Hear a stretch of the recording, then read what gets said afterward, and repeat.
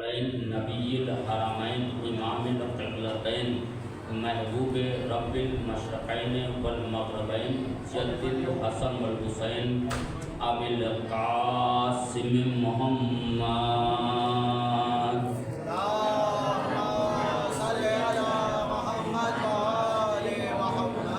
وآل اہل بیت الطیبین الطاہرین المعصومین المظلومین ولعنۃ اللہ علی اعدائہم اجمعین من یومنا ھذا الی قیام یوم الدین اما بعد فقد قال اللہ حق سبحانہ وتعالی فی کتابہ المبین وهو اصدق الصادقین وقولہ الحق بسم اللہ الرحمن الرحیم لا اکراہ فی الدین قد تبین الرشد من الغی فمن یکفر بالطاغوت ویؤمن باللہ فقد استمسک بالعروۃ الوثقی لا انفصام لها واللہ سمیع علیم۔ ایک صلوات بھیجیں محمد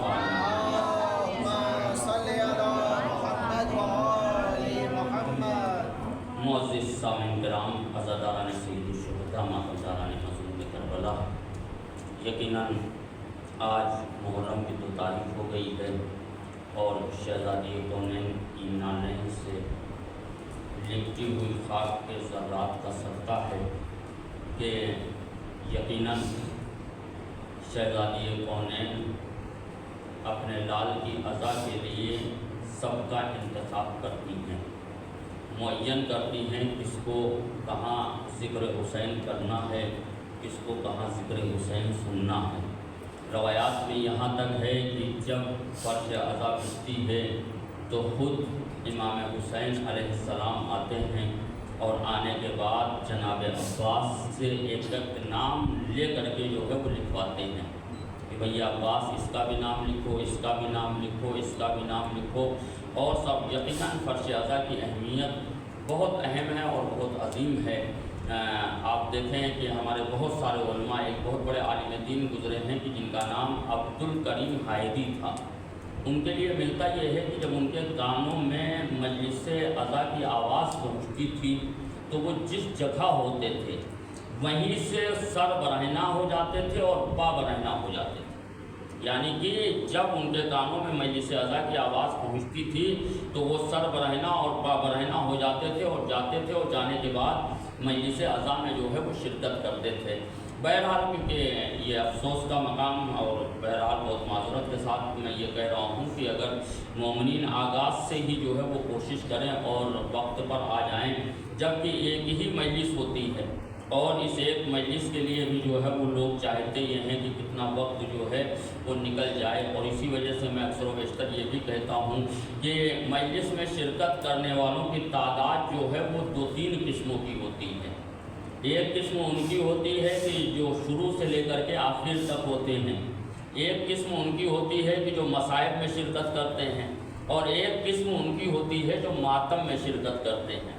بہرحال یقیناً یہ فرش عزا اور یہ امام حسین علیہ السلام کا فیض ہے اور یہ امام حسین علیہ السلام کا کرم ہے کہ جو بھی اس بزم میں جب آئے گا حسین اسے اجر عطا کریں گے۔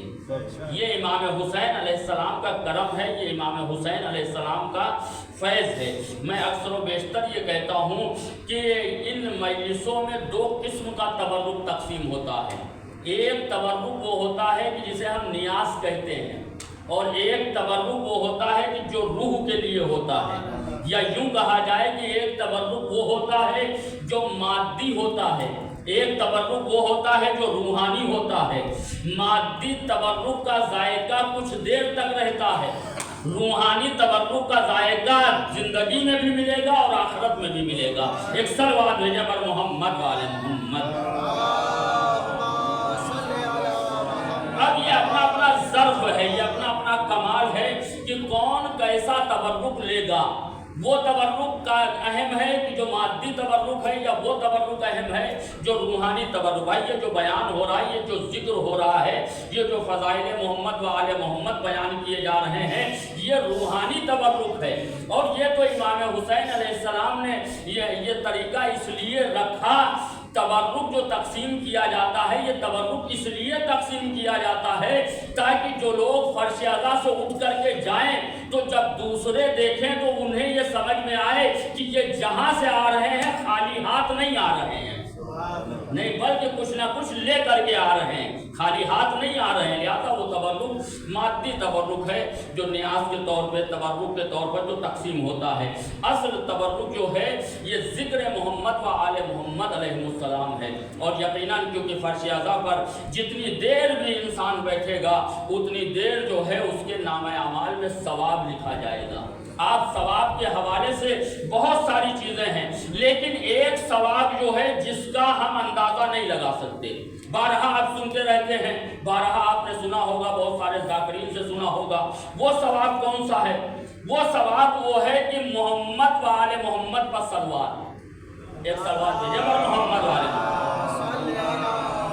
میں یہ کہتا ہوں کہ آپ کو مجلس میں کچھ نہیں ملا، پڑھنے والے نے ساری چیزیں پرانی پڑھی، سب سنی ہوئی آپ کے لیے پڑھی، کچھ آپ کو نیا نہیں سننے کو ملا، کوئی نئی چیز آپ کو سننے کو نہیں ملی، لیکن ثواب کے حوالے سے اگر جتنی دیر مجلس میں بیٹھے، پہلا ثواب جتنی مرتبہ آپ نے سبحان اللہ کہا اتنے درخت اللہ نے جنت میں لگوا دیے۔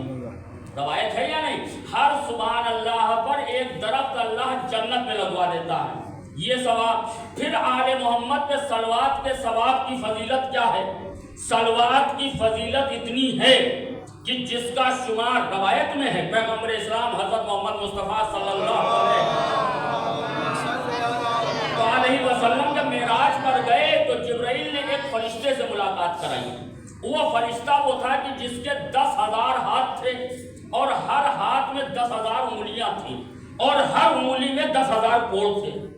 اب آپ اندازہ لگائیں کہ ایک ہاتھ میں 1,000 جو ہے وہ انگلیاں اور ہر انگلی میں 1,000 پور، اب آپ اور 10,000 جو ہے وہ ہاتھ، اب آپ اندازہ لگائیں۔ تو پیغمبر نے پوچھا کہ جبرائیل یہ فرشتہ جو ہے یہ کیا کرتا ہے؟ جبرائیل نے کہا یا رسول اللہ یہ فرشتہ جو ہے بارش کے قطروں کو گنتا ہے۔ کیا کرتا ہے؟ بارش کے قطروں کو یہ فرشتہ گنتا ہے۔ تو پیغمبر نے جبرائیل سے پوچھا اے جبرائیل یہ بتاؤ کیا کوئی ایسی چیز ہے کہ جس کا حساب یہ فرشتہ نہیں کر پاتا؟ تو جبرائیل نے کہا ہاں یا رسول اللہ ایک چیز ایسی بھی ہے کہ جس کا یہ حساب نہیں کر پاتا۔ پیغمبر نے پوچھا کہ جبرائیل وہ کون سی چیز ہے کہ جس کا حساب یہ فرشتہ نہیں کر پاتا؟ تو ایک مرتبہ جبرائیل نے کہا یا رسول اللہ وہ آل محمد پر صلوات کے ثواب کا حساب ہے۔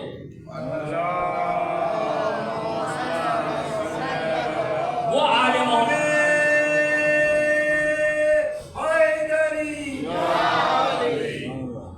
محمد پر صلوات کے ثواب کا جو ہے وہ حساب ہے جو یہ فرشتہ نہیں۔ بہرحال مجھے یہ موضوع بھی نہیں ہے اور میں تو اس لیے بیان کر رہا ہوں تاکہ لوگ جو ہے وہ آ جائیں اور آمادہ ہو جائیں آپ، کیونکہ میرا مزاج یہ ہے کہ جو موضوع ہو، جو عنوان ہو، اس عنوان پر ہی گفتگو کرنے کی کوشش۔ بہت زیادہ علم نہیں ہے، بہت پڑھا لکھا نہیں ہوں، بہت وسیع مطالعہ نہیں ہے، مگر ایک مزاج یہ ہے کہ جو موضوع، جو عنوان، جس کا انتخاب۔ لیکن مسئلہ یہ ہوتا ہے کہ دیکھیے ذاکر اور عالم جو ہے وہ مجلس پڑھتا نہیں ہے، مومنین مجلس پڑھواتے ہیں۔ بھائی اگر مومنین متوجہ رہیں، پہلی چیز تو یہ ہوتی ہے بہت سارے نوجوان ایسے ہوتے ہیں کہ جو دیوار سے آتے ہی 60 ٹیک لگا کے بیٹھ جاتے ہیں۔ اب آپ ذرا سوچے ہیں کہ وہ نوجوان، بھائی بزرگ اگر ٹیک لگا کر کے بیٹھ رہے ہیں تو ان کی مجبوری ہے، ان سے کوئی شکایت نہیں ہے، لیکن وہ نوجوان جو 20 22 24 25 30 سال کا نوجوان ہے اسے ابھی سے سہارے کی ضرورت پڑ رہی ہے۔ مطلب 1 گھنٹہ وہ فرش اعضا پر اپنے بل پر نہیں بیٹھ سکتا، اور پھر اس کے بعد جو ہے وہ ہر نماز میں دعا کرتا ہے کہ امام کا ظہور ہو جائے، امام کا ظہور ہو جائے، امام کا ظہور ہو جائے۔ تو اس نوجوان سے یہ پوچھو 1 گھنٹہ فرش اعضا پر صحیح بیٹھ نہیں سکتے ہو اور دعا کرتے ہو کہ امام ہمیں اپنے سپاہیوں میں شمار کرے، اپنے سپاہیوں میں امام ہمارا جو ہے وہ شمار کرے، تو اب آپ سوچیں اور اندازہ لگائیں کیا امام واقعی اسے جو ہے امام اپنے سپاہیوں میں اس کا شمار کریں گے کہ جو 1 گھنٹہ امام کے جد کی مجلس میں اپنے بل پہ نہیں بیٹھ پا رہا ہے یا نہیں؟ یہ افسوس کا مقام ہوتا ہے۔ بھائی نوجوان طبقہ جو ہے وہ اس بات کو سوچے اور غور کرے کہ ایک مجلس ہوتی ہے، ورنہ آپ ہمارے یو پی وغیرہ میں چلے جائیں تو صبح سے لے کر کے وہ 2-3 بجے رات تک مجلسیں ہوتی ہیں۔ وہ ایک الگ بات ہے کہ کون رہتا ہے کون نہیں رہتا ہے، کون شرکت کرتا ہے کون نہیں، لیکن یہاں پہ تو یہ جذبہ ہونا چاہیے کہ ایک مجلس ہے تو آغاز سے ہی پہنچ جائیں اور جا کر کے جو ہے وہ شرکت کریں۔ اور پھر بہت سارے افراد جو ہیں وہ باہر بھی کھڑے رہتے ہیں، اور میں یہ کہوں تو غلط نہیں ہوگا، جو لوگ پوری مجلس میں فرش اعضا پر نہیں آئے تو وہ جا کر کے غور کریں کہ کون سی ایسی نجاست تھی کہ جس کی وجہ سے اللہ نے ہمیں فرش اعضا پر جانے سے روک دیا۔ کون سی ایسی نجاست تھی، کون سا ایسا رجس تھا جس سے اللہ نے ہمیں فرش اعضا پر جانے سے روک دیا۔ بھائی اہل بیت سے اللہ نے ہر رجس کو دور رکھا ہے، کوئی رجس جو ہے وہ اہل بیت کے قریب جا ہی نہیں سکتا ہے۔ اس کا مطلب یہ ہے کہ اللہ نے یہ ذمہ داری اپنے ذمہ لی ہے۔ بھائی آپ بارہا سنتے رہتے ہیں کہ ہارون رشید شکاری کتوں کو لے کر کے گیا، کہاں لے کر کے گیا؟ شکار کے لیے۔ یہ دیکھیے ماشاءاللہ نوجوان ٹیک لگا کے بیٹھ گئے اور یہ پورا ادھر ایک سلوات بھیجا پر محمد والے محمد۔ بھائی اس سے ہوتا یہ ہے کہ پڑھنے والے کا حوصلہ پست ہوتا ہے، بجائے حوصلہ پڑھنے کے حوصلہ پست ہوتا ہے کہ نوجوان آئے اور ٹیک لگا کے بیٹھ گئے تو اب وہ پڑھنے والا جو سوچا ہے یا جو ذہن بنایا، جو آمادگی ظاہر کی ہے، تو جب دیکھا کہ سب مثلا سست ہے تو پھر لا محالہ ہم خود جو ہے وہ سست ہو جائیں گے۔ ایک سلوات بھیجا پر محمد والے محمد۔ تو سنیں بہت جلدی بات جو موضوع ہے اس موضوع پر یہ آخری بات جو ہے وہ سننے کی، جو لوگ مجلس ہوتی رہتی ہے اور باہر کھڑے رہتے ہیں، اللہ نے وعدہ لیا ہے کہ اہل بیت ہم تم سے جو ہے وہ ہر رجس کو دور رکھیں گے، ہر نجاست کو دور رکھیں گے۔ بھائی ہر شب جمعہ حدیث کے ساتھ پڑھتے ہیں یا نہیں؟ آیت ہے یا نہیں ہے؟ بسم اللہ الرحمن الرحیم، انما یرید اللہ لیذھب عنکم الرجس اہل البیت ویطہرکم تطہیرا۔ اہل بیت اللہ کا ارادہ ہے، کس کا ارادہ ہے؟ اللہ کا ارادہ ہے کہ ہم آپ سے ہر رجس کو، ہر نجاست کو دور رکھیں گے۔ تو اب یہ اللہ کا وعدہ ہے، اب اس میں کوئی جو ہے مداخلت نہیں کر سکتا ہے، یہ اللہ کا ارادہ ہے کہ اہل بیت سے رجس کو دور رکھے۔ تو میں عرض یہ کر رہا تھا کہ ہارون رشید شکاری کتوں کو لے کر کے گیا اور اس نے دیکھا کہ ایک ہرن ہے جو ٹہل رہا ہے۔ شکاری کتوں کو اشارہ کیا اور شکاری کتے اس ہرن کی طرف بڑھے۔ جیسے ہی ہرن کی طرف بڑھے، ہرن نے چوکڑی بھری اور بھرنے کے بعد ایک ٹیلے پہ جا کر کے اطمینان سے ٹھہر گیا۔ اب یقیناً ٹھہر گیا۔ ہارون نے دیکھا کہ ہرن ایک مقام پر رک گیا، ہرن ایک مقام پر ٹھہر گیا، مگر شکاری کتے وہاں نہیں جا رہے ہیں، وہ واپس آ گئے۔ پھر جب ہرن نیچے اترا تو پھر اس نے اشارہ کیا، پھر شکاری کتے آگے بڑھے، پھر ہرن نے چوکڑی بھری اور ایک مقام پہ جا کے ٹھہر گیا، ہے یا نہیں؟ 2-3 مرتبہ جب اس نے دیکھا کہ ہرن رک جا رہا ہے، شکاری کتے واپس آ جا رہے ہیں، تو اس کو جستجو پیدا ہوئی۔ اس نے تحقیق کرنا شروع کیا، اس نے معلوم کرنا شروع کیا کہ آخر وجہ کیا ہے کہ جہاں ہرن جا رہا ہے وہاں ہمارے شکاری کتے نہیں جا رہے۔ بھائی جہاں ہرن پہنچ رہا ہے وہاں شکاری کتے نہیں پہنچ رہے ہیں۔ تو ایک بزرگ چرواہے کو بلایا گیا اور بلانے کے بعد جب اس سے دریافت کیا گیا اور پوچھا گیا کہ بھائی بتاؤ ماجرا کیا ہے، واقعہ کیا ہے، یہ جگہ کون سی ہے جہاں ہرن جا رہا ہے مگر شکاری کتے نہیں جا رہے ہیں؟ تو ایک مرتبہ اس بزرگ نے کہا کہ اگر سرکار جان کو سلامتی مل جائے تو میں بتاؤں کہ وجہ کیا ہے۔ کہا نہیں، ہم تمہاری جان کو بخشتے ہیں، کوئی سزا نہیں دی جائے گی، بتاؤ تو واقعہ کیا ہے، معاملہ کیا ہے؟ کہا کہ سرکار معاملہ یہ ہے کہ جہاں ہرن جا رہا ہے وہاں علی کی قبر ہے۔ بھائی بات ذہن میں رکھیے گا کہ مجلس میں فرش اعضا میں جو لوگ نہیں آتے ہیں اور باہر کھڑے رہتے ہیں، سنیں کہ اس نے بزرگ نے کیا کہا کہ جہاں ہرن جا رہا ہے وہ علی کی قبر ہے، اور تیرے کتے جو ہیں وہ نجس ہیں۔ کیا ہے؟ نجس ہے، لہذا علی کی قبر پر جو پاک ہوگا وہ جائے گا۔ بھائی علی کی قبر پہ وہی جائے گا جو پاک و پاکیزہ ہوگا۔ لہذا اللہ نے وعدہ کیا ہے کہ اہل بیت کے پاس رجس نہیں جائے گا۔ نہ علی کی قبر پر کتا پہنچا، نہ خنزیر پہنچا، نہ کافر پہنچا۔ کیوں؟ اس وجہ سے کہ اللہ نے وعدہ لیا ہے، اللہ نے وعدہ کیا ہے، تو جب یہ تینوں علی کی قبر پر نہیں گئے تو وہ تینوں علی ایک صلوات بھیجے بر محمد والے محمد۔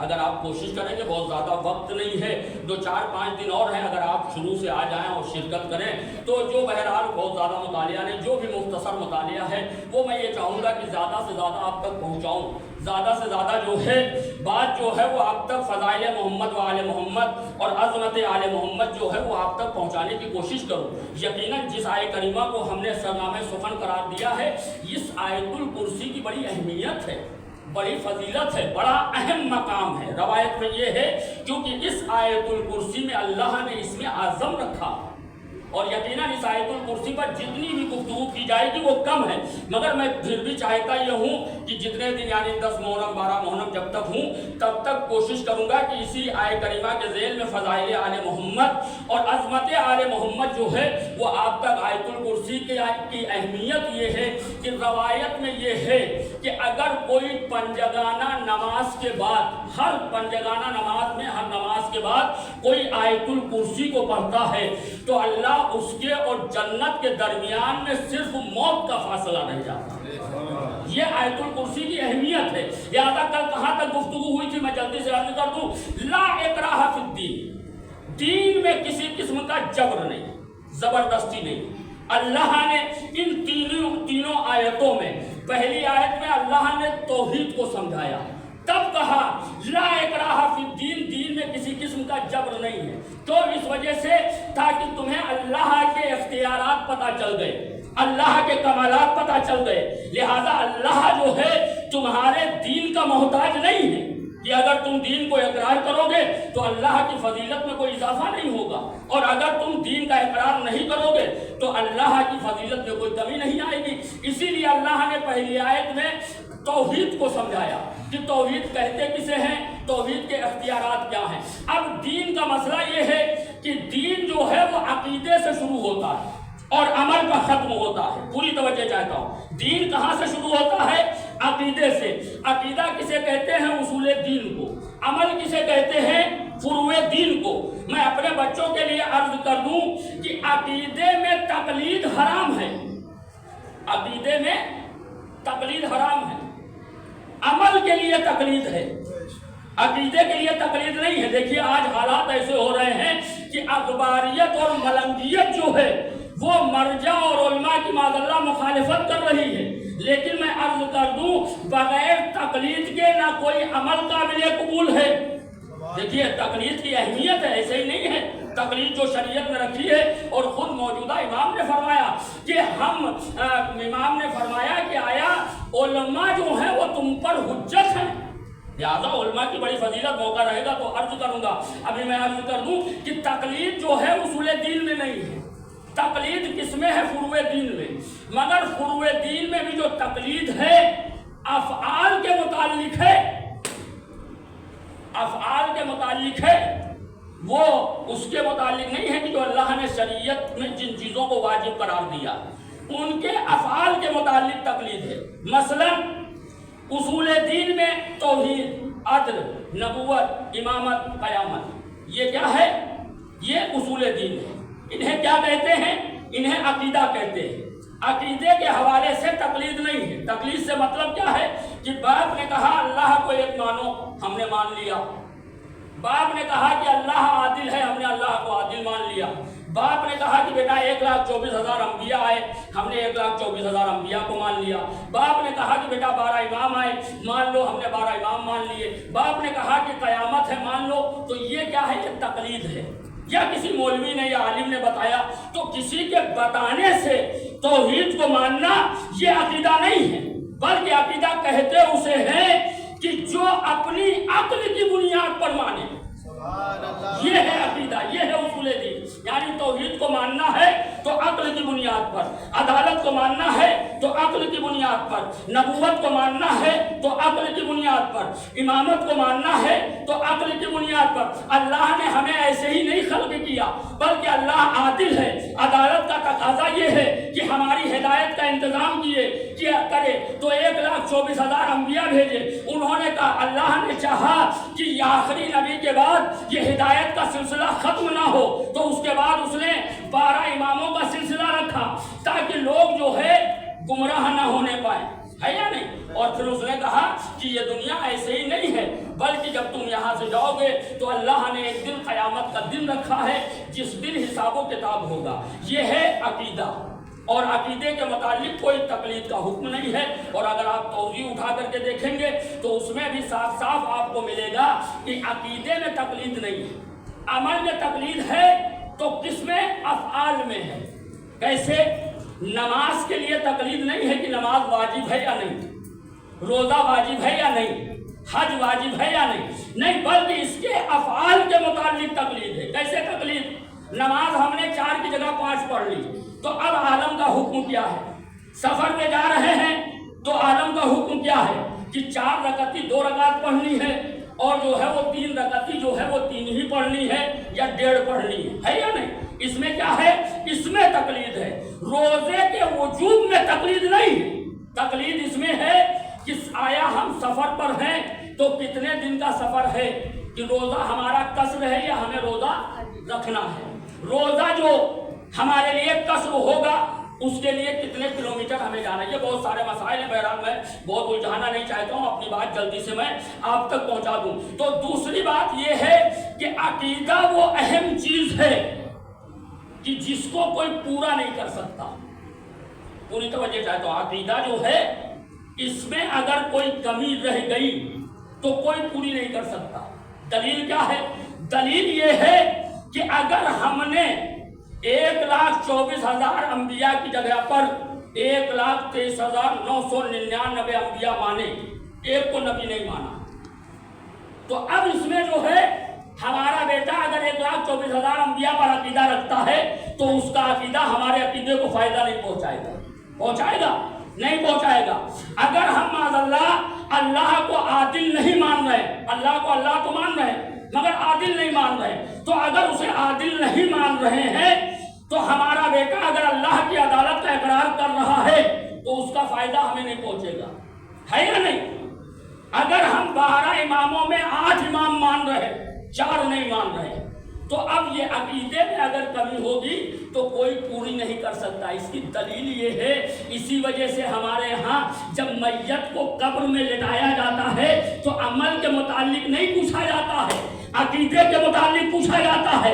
من ربوں کا بتا تیرا رب کون ہے، من نبیوں کا بتا تیرا نبی کون ہے، من اماموں کا تیرا امام کون ہے، من قبلتوں کا تیرا قبلہ کون ہے۔ یہ عقیدہ ہے یا نہیں؟ تو اس کا مطلب یہ ہے عقیدے میں کمی ہوگی تو کوئی پوری نہیں کر سکتا، اگر عمل میں کمی ہے تو بڑا بیٹا پوری کر سکتا ہے۔ ایک صلوات بھیجے پر محمد و آل محمد۔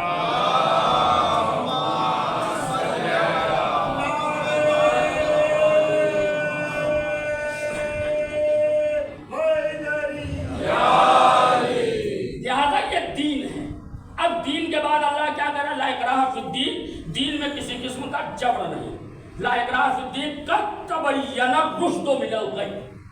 پوری توجہ چاہتا ہوں، قد تبین الرشد من الغی، اچھائیاں اور برائیاں طے کی جا چکی۔ کیا ہے یہ؟ قرآن کی آیت ہے، میں روایت نہیں پڑھ رہا ہوں، آیت ہے جس میں اللہ کیا کہہ رہا ہے کہ اچھائیاں اور برائیاں طے کی جا چکی ہیں۔ اس کا مطلب یہ ہے کہ اچھائیاں اور برائیاں طے کی جا چکی ہیں، تو جب طے کی جا چکی ہیں تو کسی کو طے کرنے کا حق نہیں ہے یا نہیں؟ کسی کو طے کرنے کا حق نہیں ہے، یہ قرآن کی آیت ہے۔ اکثر و بیشتر لوگ کہہ دیتے ہیں، یہ مولانا لوگ طے کر دیتے ہیں، یہ مرجع لوگ طے کر دیتے ہیں، ہے یا نہیں؟ یہ بات لوگ کہہ دیتے ہیں یا نہیں کہہ دیتے کہ یہ مولانا لوگ یہ طے کر دیا، یہ طے کر دیا۔ تو میں ایک بات بتا دوں، کوئی بھی عالم ہمارے یہاں دین کو طے نہیں کرتا۔ بھائی قرآن کی آیت ہے یا نہیں؟ اچھائیاں اور برائیاں طے کی جا چکی ہیں، لہذا طے کرنے کا اختیار کسی کو نہیں ہے۔ اختیار کیا ہے؟ طے شدہ کو پہنچانے کا اختیار ہے۔ کس کا اختیار ہے؟ طے شدہ کو پہنچانے کا اختیار ہے، طے کرنے کا اختیار نہیں ہے۔ اسی وجہ سے ہمارے ہاں عالم اس مسئلے کا حل نکالتا ہے جو مسئلہ گم ہو گیا ہے، اسے تلاش کر کے ہم تک پہنچاتا ہے۔ لہذا ہمارے ہاں کوئی عالم مسئلے کو طے نہیں کرتا ہے، بلکہ گم شدہ مسئلے کو تلاش کر کے ہم تک پہنچا دیتا ہے۔ یہی ہے یا نہیں؟ ہم تک اس مسئلے کو پہنچا دیتا ہے۔ تو اب جو ہم تک پہنچا دیتا ہے، اسی لیے ہمارے ہاں کہتے ہیں استنباط۔ کیا کہتے ہیں؟ استنباط کہتے ہیں۔ اسی وجہ سے ہمارے ہاں عالم جو ہے وہ استنباط کرتا ہے۔ اس کا مطلب یہ ہے کہ اچھائیاں اور برائیاں طے کی جا چکی ہیں، تو جب طے کی جا چکی ہیں تو کسی کو طے کرنے کا حق نہیں ہے۔ آج بڑے بڑے لوگ جو ہے وہ ٹی وی پر بیٹھ جاتے ہیں اور بیٹھنے کے بعد دین طے کرتے ہیں۔ وہ شاید قرآن کی اس آیت کو انہوں نے نہیں پڑھا کہ جب ان سے دین کے طے کرنے کی بات ہوتی ہے تو وہ یہ کیوں نہیں کہتے کہ اللہ کہہ رہا ہے کہ دین طے کیا جا چکا ہے، اچھائیاں اور برائیاں جو ہیں وہ طے کی جا چکی ہیں۔ تو اس کا مطلب یہ ہے کہ جیسے یہ آیت آج ہے، ایسے ہی یہ آیت 1400 سال پہلے بھی تھی، رسول کے زمانے میں بھی تھی۔ اس کا مطلب یہ ہے کہ رسول کو بھی دین طے کرنے کا حق نہیں ہے، بلکہ رسول کو طے شدہ دین پہنچانے کا حق ہے۔ تو جب رسول کو بھی دین کے طے کرنے کا حق نہیں ہے تو پھر رسول کے بعد اہل غیرے کو یہ حق کیسے حاصل ہو گیا کہ جو پیغمبر کے زمانے میں حلال تھا اسے حرام کر دیا؟ ایک صلوات بھیجے بر محمد والے محمد۔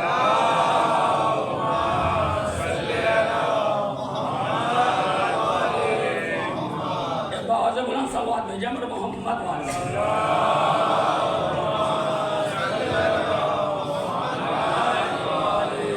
اس کا مطلب یہ ہے کہ دین طے کرنے کا حق نہیں، اچھائیاں اور برائیاں طے کرنے کا حق نہیں، یہ سب طے کی جا چکی ہیں۔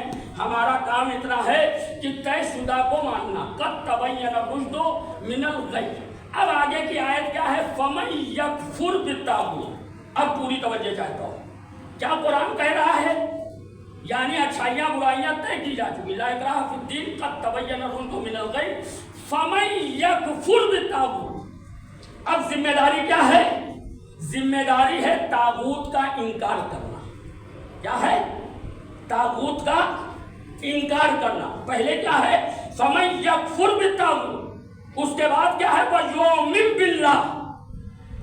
مطلب کہ پہلے طاغوت کا انکار ہے، پھر اللہ پر ایمان ہے۔ کیا ہے؟ پہلے طاغوت پر انکار، پھر اللہ پر ایمان۔ اب سمجھے کہ جب تک طاغوت کے انکار کی جرأت نہیں پیدا ہوگی تب تک اللہ پر ایمان مکمل نہیں ہوگا۔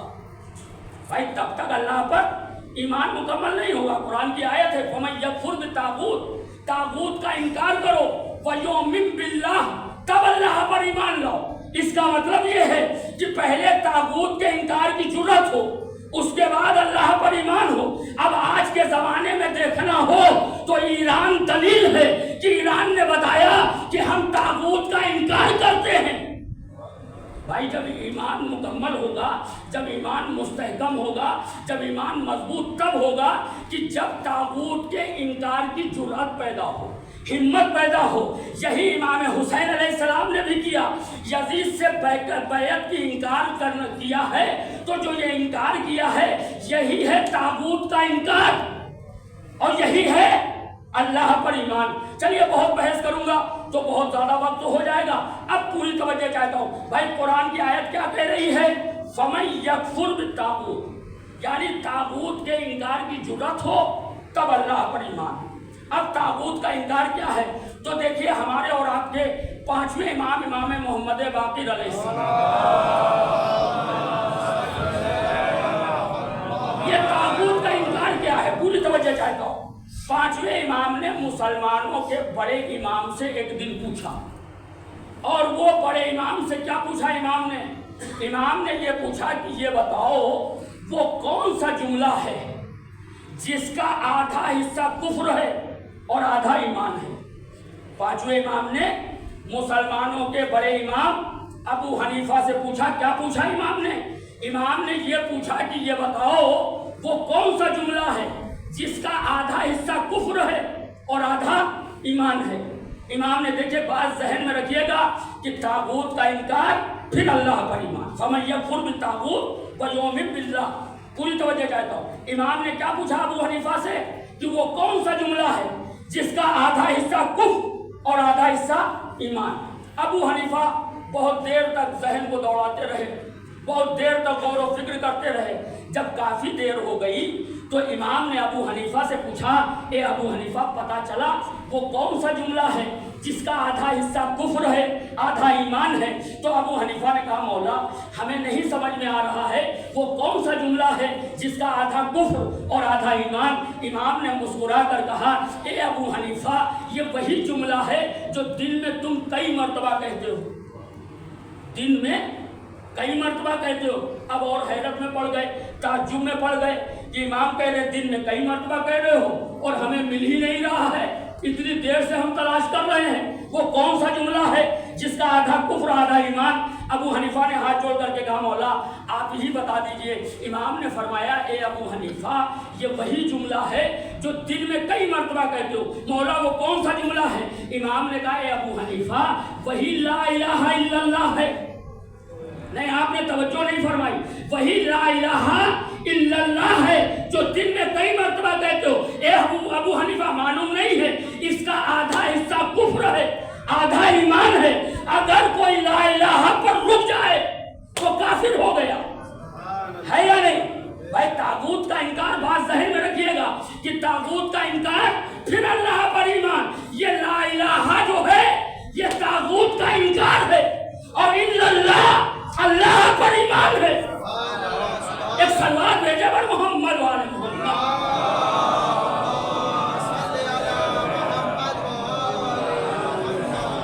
ये बहुत से बुलंद सलवात भेजे पर मोहम्मद वाले मोहम्मद।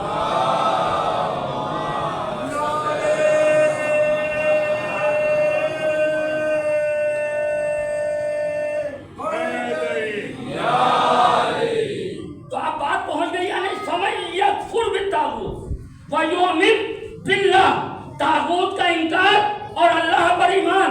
ये जो हम ला इलाहा कहते हैं ये है तागूत का इनकार। इल्लल्लाह जो कहते हैं ये अल्लाह पर ईमान। भाई अगर आप इस कलमे को देखें तो इसका मतलब ये है कि ये कलमा जो है वो हमारे ईमान की दलील है।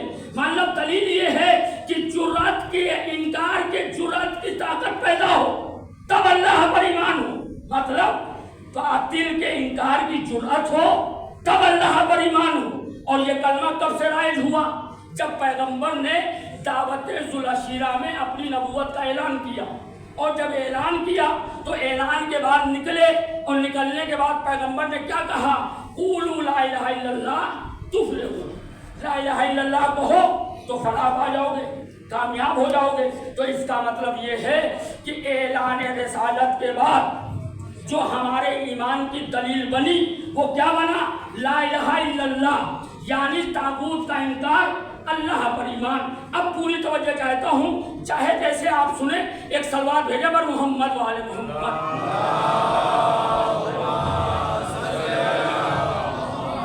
पूरी तवज्जो चाहता हूँ। इसका मतलब ये है कि जिसने ला इलाहा इल्लल्लाह कहा वो दायरे ईमान में दाखिल हो गया है या नहीं? ला इलाहा इल्लल्लाह जिसने कहा वो दायरे इस्लाम में दाखिल हो गया। मतलब क्या है? ला इलाहा इल्लल्लाह का मतलब ये है कि हम तागूत का इनकार करते हैं और अल्लाह पर ईमान लाते हैं। तो ये कब से राइज हुआ? दावत-ए-ज़ुल-अशीरा के बाद। अब सवाल ये पैदा होता है कि दावत-ए-ज़ुल-अशीरा से पहले कैसे साबित हो कि इसके पास अल्लाह का ईमान पाया जाता है और तागूत का इनकार पाया जाता है? यानी ला इलाहा इल्लल्लाह तो ज़ुल-अशीरा के बाद है या नहीं?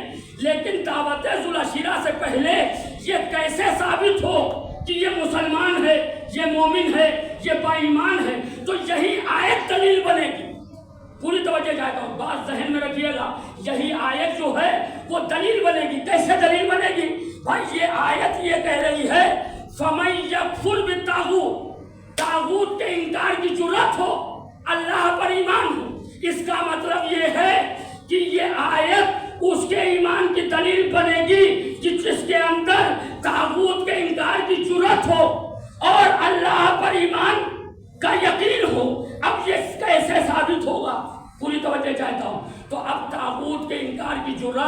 दावत जुलअशीरा से पहले ये साबित करना हो कि उसके अंदर ईमान पाया जाता है या नहीं, तो अब आप देखें कि हमने देखा कि जब पैगंबर ने दावत जुलअशीरा का एहतमाम और इंतज़ाम किया, और जब पैगंबर ने लोगों को जमा किया और जमा करने के बाद पैगंबर खड़े हुए, खिलाया भी। एक सलवात भेजे बर मोहम्मद वाले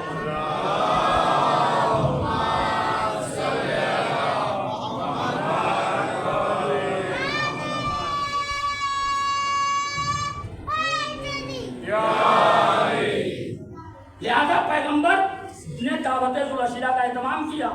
कैसे एहतमाम किया? पहले खाने का इंतजाम, फिर ये चाहा कि जब लोग आ जाएंगे खा पी लेंगे तब हम कुछ बयान करेंगे। यही है या नहीं भाई? देखिए, तबर्रुक वहाँ भी रहा, तबर्रुक यहाँ भी रहता है। फर्क ये है कि वहाँ जिक्र से पहले बात खिलाया तो लोग चले गए, वहाँ जिक्र से पहले खिलाया तो लोग चले गए। इसीलिए हम अली वाले पहले जिक्र खिलाते हैं, पहले जिक्र सुनाते हैं, बाद में तबर्रुक खिलाते हैं। तो अब पैगंबर ने बात ज़हन में रखिएगा, क्या है ईमान की दलील?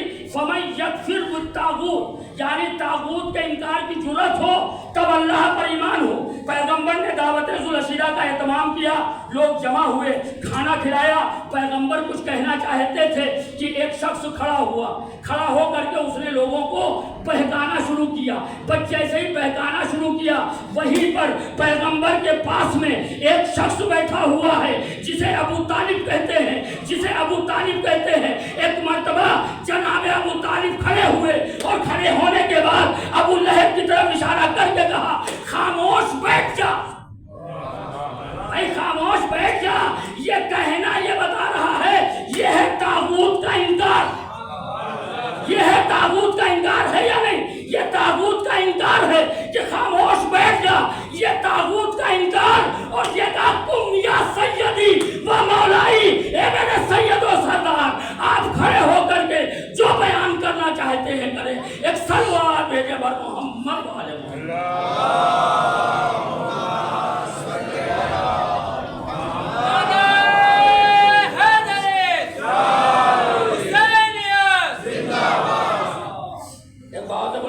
भेजे बर मोहम्मद वाले।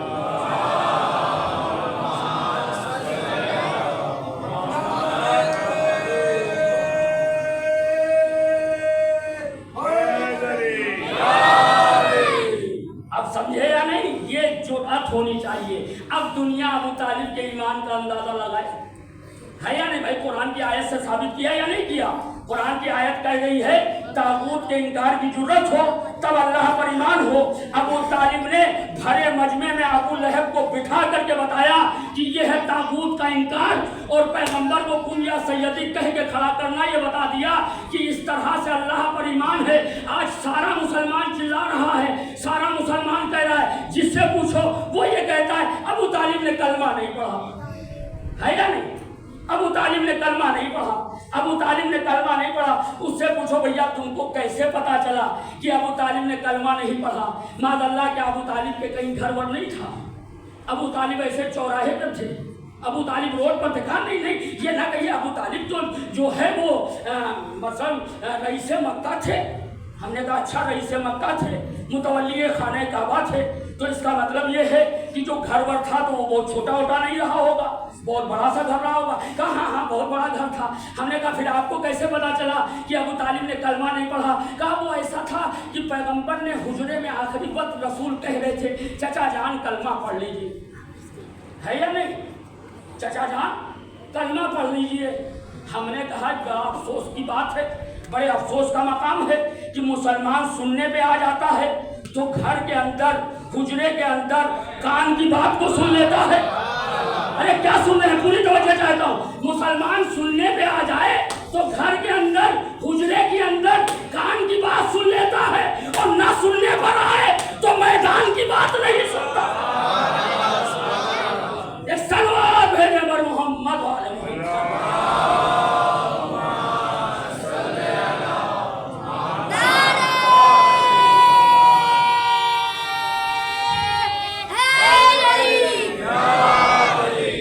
सुनने पे आ जाए तो कान की बात सुन लेता है, نہ سننے پہ آئے تو میدان کی بات نہیں سنتا ہے۔ بھائی پیغمبر نے میدان میں ہی تو علی کو اپنے ہاتھوں پر اٹھایا تھا اور اٹھا کر کے کہا تھا من کنت مولا ہو فہذا علی المولا، بھائی جس چیز کا میں مولا ہوں اس کے علی مولا ہے۔ بات آئے گی ولایت کے حوالے سے، اس کے بعد جو آیت ہے انشاءاللہ کل ایک اور مجلس، اس کے بعد بہت ساری باتیں ہیں، بہت ساری گفتگو ہے، مگر گزارش یہی ہے کہ اگر آپ وقت پر آ جائیں تو یقیناً جو ہے ہمارا حوصلہ بھی بڑھ جائے گا، ہمارا دل بھی بڑھ جائے گا، اور پھر ہم یہ سوچیں گے کہ مومنین کو زیادہ سے زیادہ مسودہ جو ہے وہ پہنچایا جائے، زیادہ سے زیادہ گفتگو کی جائے۔ ایک سلوات بھیجے پر محمد وعلی محمد۔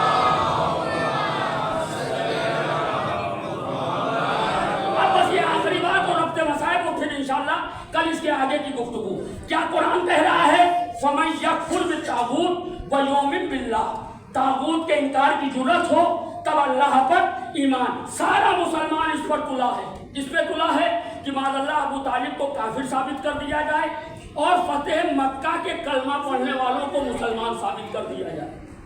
بھائی اگر تاریخ پر آپ کی نظر ہوگی تو آپ یقیناً جو ہے جو بات میں پہنچانا چاہتا ہوں پوری توجہ چاہتا ہوں۔ بھائی فتح مکہ کے موقع پر کچھ لوگ ڈر سے مسلمان ہوئے تھے، کلمہ پڑھا تھا، ڈر سے کلمہ پڑھا تھا یا نہیں پڑھا تھا؟ اس میں ایک نام بھی ہے، اب میں نام کیا لوں، مختصر عرض کر دوں کہ اس میں یزید کا دادا بھی شامل ہے۔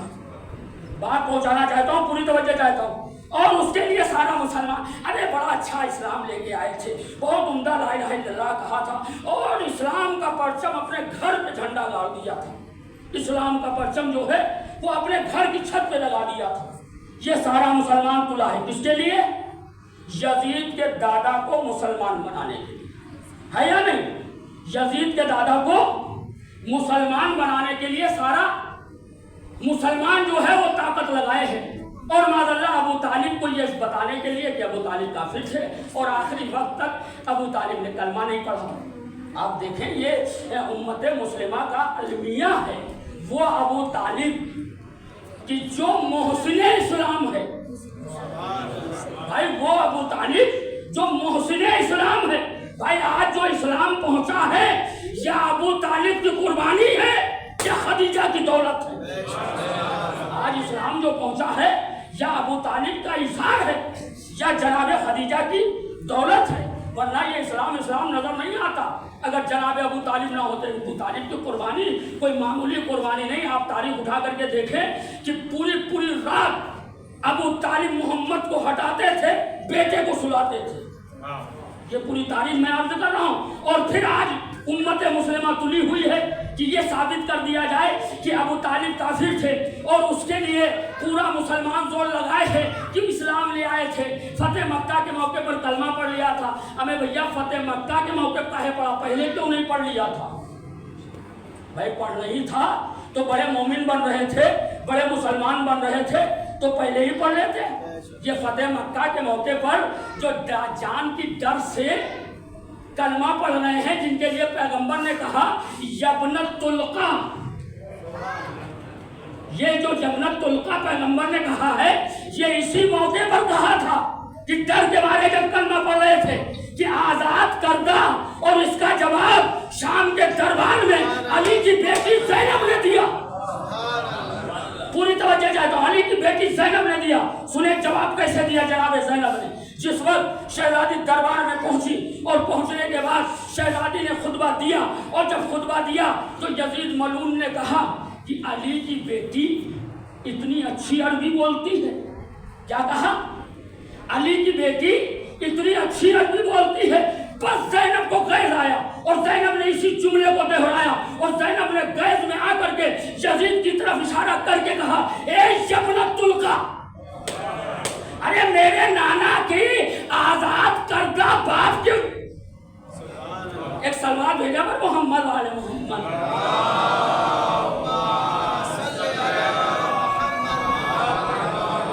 ہمارے نانا کی آزاد کردہ غلام کے بیٹے، یہ جناب زینب نے بتایا، اور ساری امت مسلمہ تلی ہوئی ہے، مسلمان بنا دیا جائے۔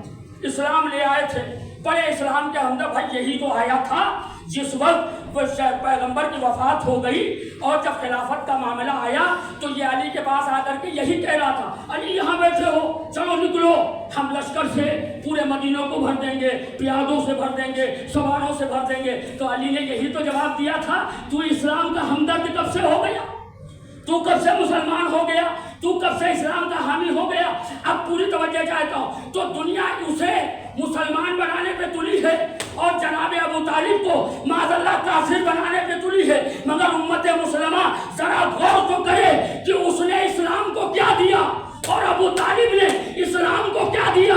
بھائی اس نے اسلام کو معاویہ جیسا بیٹا دیا اور یزید جیسا پوتا دیا، ابو طالب نے اسلام کو علی جیسا بیٹا دیا اور حسین جیسا پوتا دیا۔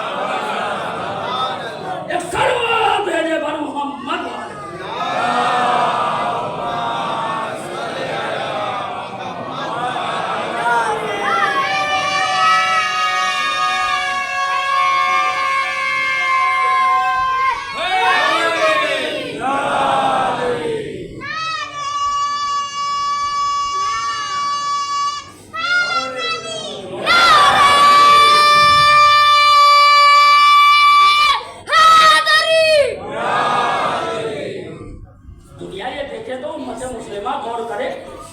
مسلمان بنانے پہ تلی ہے، اس نے اسلام کو کیا دیا؟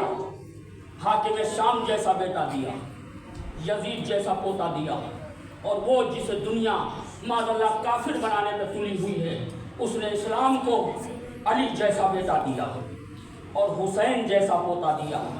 آپ بتائیں کہ اگر حسین نہ ہوتے تو یہ دین ہوتا، یہ اسلام ہوتا، یہ شریعت ہوتی، یہ اللہ کی توحید ہوتی، یہ قرآن کی تلاوت ہوتی، یہ مسجدوں سے اذانوں کی آوازیں آ رہی ہوتی؟ یہ کس کی دین ہے؟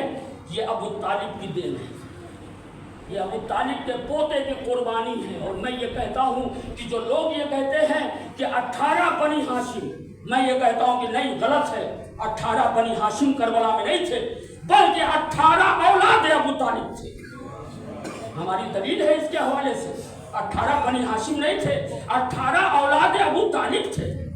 پوری تاریخ میں عرض کر رہا ہوں مختصر لفظوں میں کہ 18 بنی ہاشم نہیں تھے۔ بنی ہاشم بہت بڑا خاندان تھا، بہت بڑا قبیلہ تھا، لیکن کربلا میں جو شہید ہوئے ہیں یہ 18 بنی ہاشم نہیں تھے، 18 اولاد ابو طالب تھے۔ دلیل اس کی ہمارے پاس ہے، آپ تاریخ اٹھا کر کے دیکھیں کہ جناب مسلم کس کے پوتے ہیں؟ ابو طالب کے پوتے ہیں۔ اون محمد کس کے بیٹے ہیں؟ عبداللہ کے۔ عبداللہ کس کے بیٹے ہیں؟ جعفر طیار کے۔ جعفر طیار کس کے بیٹے ہیں؟ جناب ابو طالب کے۔ یہ تاریخ ہے یا نہیں ہے؟ تو اب آپ جوڑ لیجئے گا، حساب لگا لیجئے گا، آپ کیا ماشاءاللہ غالباً یہ یہاں پر شاید نہیں لگے ہیں 72 شہداء کے نام، لیکن جب آپ 72 شہداء کے نام کو دیکھیے گا تو اس میں وہ 18 بنی ہاشم کے نام دیکھیے گا، اس میں سب کے سب اولاد ابو طالب ملے گے، دوسرا کوئی نہیں ملے گا۔ اور یقیناً جو ہے یہ اولاد ابو طالب کے خون کا اثر ہے کہ آج دین اسلام باقی ہے، یہ ابو طالب کی قربانی کا اثر ہے، اور آج لوگ اس ابو طالب کو کافر بنانے پر تلے ہوئے ہیں۔ یقیناً ابو طالب وہ ہے جسے محسن اسلام کہتے ہیں، ابو طالب وہ ہے جو محافظ پیغمبر ہے، ابو طالب وہ ہے کہ جو دین کا محافظ ہے۔ یقیناً جو ہے کیونکہ آج جو ہے وہ 2 محرم ہو گئی ہے، آپ ذرا سوچیں، آپ اندازہ لگائیں کہ یہ ساری شہادتیں یا ساری قربانیاں جو ہیں یہ کس کی ہیں؟ جس بی بی کے دروازے پر جلتا ہوا دروازہ جس کے اوپر گرایا گیا وہ کس کی بہو ہے؟ ابو طالب کی بہو ہے۔ وہ بیٹا کہ جس کے سر پہ کوفے کی مسجد میں ضربت لگی وہ کس کا بیٹا ہے؟ ابو طالب کا بیٹا ہے۔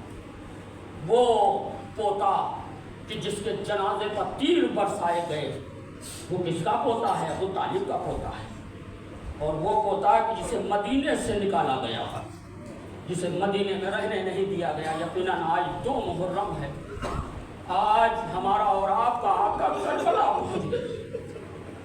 سنیں گے 2 سے 3 جملے مصائب کے اور ختم دعا۔ روایت بتاتی یہ ہے کہ حسین 28 رجب کو مدینے سے نکلے۔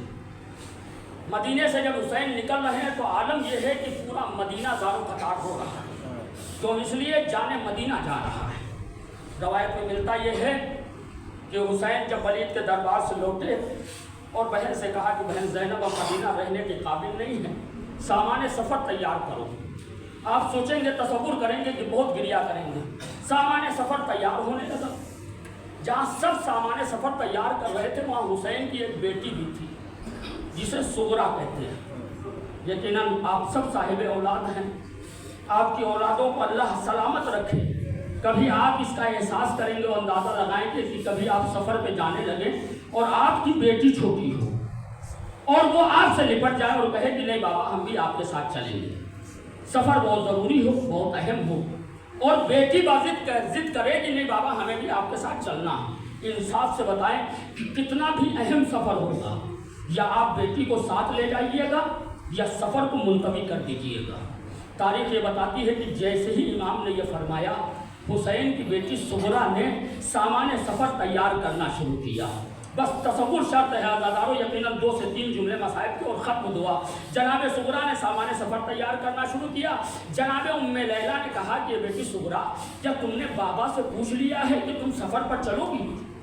تو جناب سغرا نے بڑا قیامت کا جواب دیا۔ وہ جواب جناب سغرا کا یہ تھا کہ اماں مجھے یقین ہے کہ میرا بابا مجھے ساتھ لے جائے گا۔ کہا بیٹی کیوں یقین ہے؟ کہا بابا اماں یقین اس لیے ہے کہ میرا بابا بھیا اکبر کے بغیر نہیں رہ سکتا اور میں بھیا اکبر کے بغیر نہیں رہ سکتی۔ اجرکم اللہ۔ آپ ذرا سوچیں کہ جسے اتنا یقین ہو حسین اسے مدینے میں چھوڑ رہے ہیں۔ روایت بتاتی یہ ہے بار بار سغرا آتی ہے، بار بار سغرا آتی ہے۔ کبھی آتی ہے جب قافلہ جانے کے لیے تیار ہو جاتا ہے۔ روایت بتاتی یہ ہے کہ جب قافلہ چلنے لگا تو جناب عباس کی نظر پڑی کہ سغرا گھر کے باہر نکل آئے۔ جناب عباس فوراً گھوڑے سے اترے، آقا غضب ہو گیا، قیامت آ گئی، کیا ہوا؟ کہا شہزادی گھر کے باہر نکل آئی۔ جناب امام حسین اترے، بیٹی کے قریب گئے، بیٹی خیریت تو ہے؟ آواز دی بابا، دل چاہا کہ ایک بار اور سب سے مل لے۔ روایت بتاتی یہ ہے جناب سغرا سب سے ملی اور ملنے کے بعد ایک مرتبہ اصغر کو اپنی آغوش میں لے لیا اور لینے کے بعد کہا بابا اب خدا حافظ، آپ مجھے نہیں لے جا رہے تو کم سے کم اصغر کو میرے پاس چھوڑ دیں، ہم اس سے دل بہلا لیں گے۔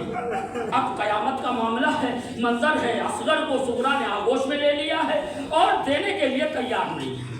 اب امام حسین ضد کر رہے ہیں کہ بیٹی سغرا اصغر کو واپس کر دو، اصغر کو ہمیں اپنے ساتھ لے جانا ہے، چھوٹا ہے، تمام معاملات۔ تو جناب سغرا نے ایک شرط رکھی، وہ شرط جناب سغرا کی یہ تھی بابا ٹھیک ہے آپ اصغر کو لے جائیے، مگر شرط یہ ہے کہ جب اصغر خود سے کسی کی آغوش میں چلے جائیں تو آپ خوشی سے لے جائیں، اور اگر اصغر نہ جائیں کسی کی آغوش میں تو پھر آپ اصغر کو چھوڑ کے جائیں۔ روایت بتاتی ہے کہ بی بی آگے بڑھی، اصغر ہے جو بہن کا چہرہ دیکھ رہے ہیں مگر بہن کی آغوش کو نہیں چھوڑ رہے ہیں۔ کبھی ام لیلا آگے بڑھی، کبھی ام رباب آگے بڑھی، کبھی زینب آگے بڑھی، کبھی ام کلثوم آگے بڑھی۔ جب حسین نے دیکھا کسی کی آغوش میں اصغر نہیں جا رہے ہیں تو روایت بتاتی یہ ہے کہ حسین آگے بڑھے۔ جب حسین آگے بڑھے سغرا چند قدم پیچھے ہٹی، آواز دیے بابا زبردستی نہ لیجیے گا، زبردستی نہ لیجیے گا، اگر اصغر خود سے آ جائے تو آپ ضرور لے لیجیے گا۔ حسین نے کہا نہیں بیٹی، میں اصغر کو زبردستی لینے کے لیے نہیں آیا ہوں بلکہ میں اصغر سے کچھ کہنا چاہتا ہوں۔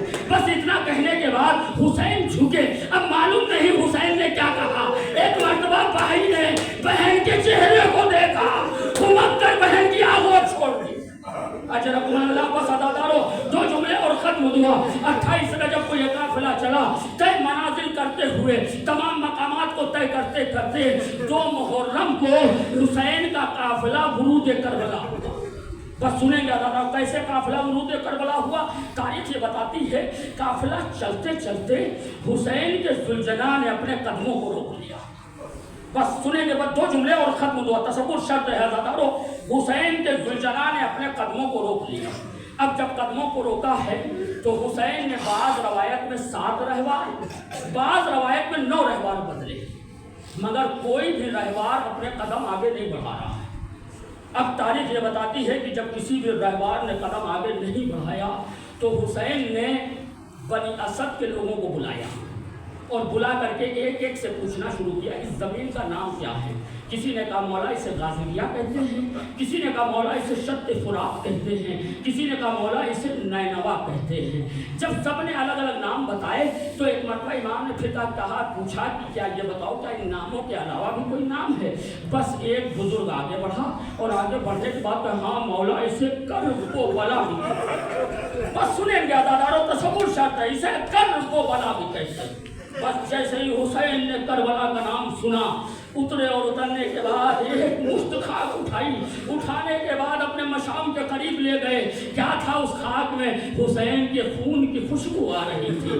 بس روایت بتاتی یہ ہے کہ حسین نے کہا عباس میری منزل آ گئی, اے عباس میری جگہ آ گئی, میرا مقام آ گیا. اے عباس یہی ہمارے خیمے نصب ہوں گے, یہی ہماری بیویاں رکیں گی, یہی ہم ٹھہریں گے, یہی ہم قیام کریں گے. بس تاریخ یہ بتاتی یہ ہے کہ جناب عباس نے خیمے نصب کرا دیے اور نصب کرانے کے بعد ایک ایک بیوی خیموں میں جا رہی ہے. بس سنیں گے عزادارو, تاریخ یہ بتاتی ہے کہ جب جناب زینب خیمے کی طرف بڑھی تو کربلا سے گرد اڑ کر کے زینب کے سر پہ آ گئی.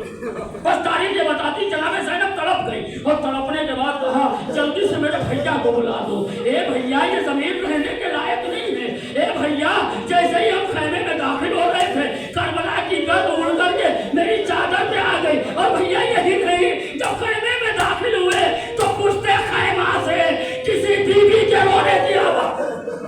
اے بھیا یہ زمین رہنے کے لائق نہیں ہے. امام نے زینب کو سمجھایا اور سمجھانے کے بعد کہا اے بہن زینب میرا دل یہاں پر یہ بھی کہتا ہے کہ شاید کربلا کی گرد زینب کے سر پہ اڑ کر کے کہا ہو اے شہزادی گھبرانا نہیں, جب آپ کے سر سے چادر چھنے گی تو ہم کربلا کی گرد ہوں گے جو آپ کے سر کا پردہ کریں گے. اجرکم اللہ. بس آخری جملہ اور ختم دعا, تصور شرط ہے. روایت بتاتی یہ ہے کہ حسین نے زینب کو سمجھایا اور سمجھانے کے بعد بنی اسد کے لوگوں کو بلایا اور بلانے کے بعد کہا کہ ہم یہ زمین خریدنا چاہتے ہیں. بس سنیں گے عزادارو, انہوں نے کہا مولا یہ زمین اچھی نہیں ہے, مولا یہ زمین اچھی نہیں ہے. یہاں جو آیا وہ پریشان ہوا, جو آیا اس نے مصیبتیں برداشت کی. مولا ہمارا مشورہ یہ تھا کہ یہ زمین جیسے ہم آپ کے لیے ہیں ویسے یہ زمین بھی آپ کے لیے ہے, جب تک آپ کو رہنا ہے آپ رہیے. مولا مگر یہ زمین خریدے نہ, کیونکہ یہ زمین اچھی نہیں ہے. جو نبی آیا وہ تکلیف اٹھایا, جو رسول آیا وہ پریشان ہوا, جس نے بھی قیام کیا اسے کچھ نہ کچھ اذیتیں ضرور پہنچی. امام نے کہا بس اب یہ زمین ہمارے لیے ہے اور ہم اس زمین کے لیے ہیں. جب امام نے فرمایا تو بہرحال جو قیمت معین ہوئی امام نے قیمت وہ ادا کی اور ادا کرنے کے بعد بس اب سنیں گے آخری جملہ. امام نے قیمت دینے کے بعد بنی اسد سے کہا کہ ہم یہ زمین تمہیں ہبہ کرتے ہیں. یہ زمین ہم نے خرید لیا, قیمت دے دی, مگر اب یہ زمین ہم تمہیں ہبہ کر رہے ہیں. کیسے ہبہ کر رہے ہیں سنیں گے عزادارو.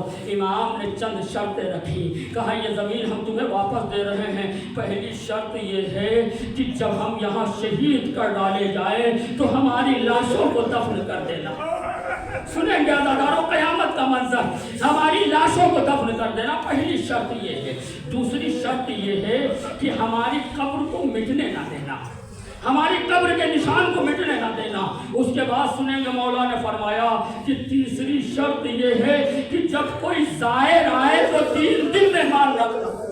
اجرکم اللہ. عزادارو بس تصور شرط ہے, 3 دن مہمان رکھنا. ہم یہ زمین تمہیں واپس دے رہے ہیں. بس تاریخ سے بتاتی یہ ہے یہ بنی اسد کے مردوں سے امام نے وصیت کر دی اور وصیت کرنے کے بعد امام نے کہا جاؤ اپنی گھر کی عورتوں کو بھیج دو. اب جو گھر کی عورتیں آئی ہیں روایت بتاتی امام نے فرمایا کہ دیکھو جب یہ ظالم چلے جائیں اور تمہارے مرد ہمارے جنازوں کو نہ دفن کریں تو انہیں غیرت دلانا, انہیں شرم دلانا, انہیں آمادہ کرنا کہ یہ میرے جنازے کو دفن کریں. بس تاریخ یہ بتاتی ہے کہ جب عورتیں جانے لگی امام نے کہا یہ ننھے ننھے بچے بیٹھے ہیں. امام نے کہا کہ جاؤ اپنے بچوں کو بھیج دو. ننھے ننھے بچے آئے. امام ایک ایک بچے کو آغوش میں اٹھاتے تھے, پیشانی کا بوسہ دیتے تھے. تمام بچوں کو اٹھایا اور پیشانی کا بوسہ دیا اور دینے کے بعد کہا بچوں اگر تمہارے ماں باپ میری لاش کو نہ دفن کریں تو کھیلتے کھیلتے آنا, ایک مشت خاک ڈال دینا.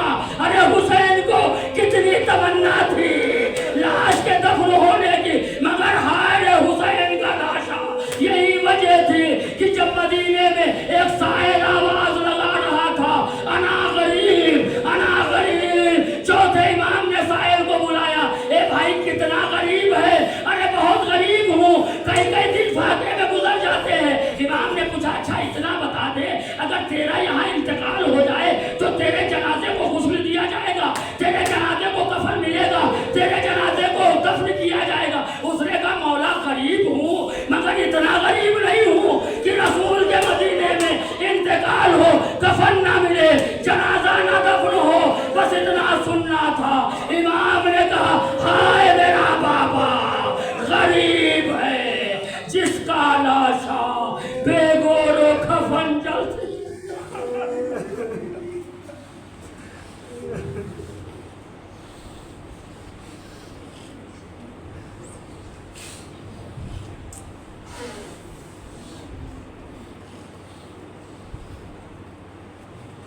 لعنۃ اللہ علی القوم الظالمین سیعلم الذین ظلموا یوم ینقلبون۔